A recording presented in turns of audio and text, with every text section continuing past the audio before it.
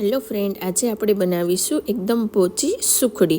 તો જો એ બનાવવા માટે આપણે 1 વાટકો કરકરો ઘઉંનો લોટ, 1 વાટકો ઘી, 1 વાટકો ગોળ અને 1 ચમચી મલાઈ લઈ લીધી છે. અને હવે ઘી ગરમ કરવા મૂકીશું અને એમાં આ લોટને નાખી દઈશું અને લોટને શેકવાનો છે. આપણે હલાવતા રહીશું એકદમ ધીમા ગેસ પર, એટલે લોટ શેકાઈ જાય છે, કલર ચેન્જ થઈ જશે અને એકદમ હળવો પણ લોટ લાગે છે જ્યારે શેકાઈ જાય છે. એટલે જો લોટ એકદમ લોટનો કલર પણ ચેન્જ થઈ ગયો છે અને હલાવવામાં પણ આપણને સોફ્ટ લાગે છે.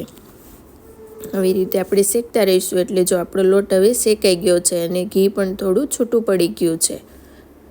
હવે આ લોટ શેકાઈ જાય પછી આપણે આમાં મલાઈ નાખવાની છે. 1 ચમચી આપણે મલાઈ નાખીશું.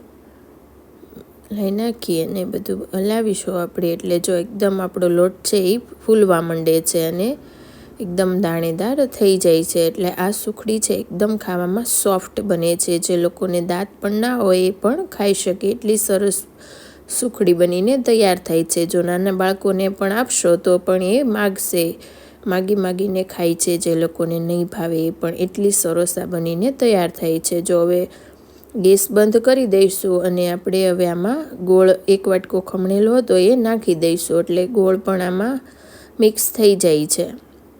હવે આપણી સુખડી બનીને તૈયાર થઈ ગઈ છે. એટલે જો આવી રીતના આપણે પ્લેટમાં કાઢી લીધી છે અને હવે આપણે કટિંગ કરી લઈશું અને પીસ કટ કરીશું.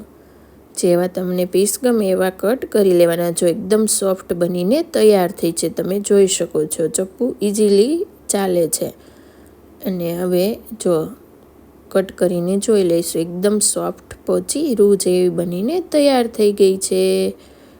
Thank you.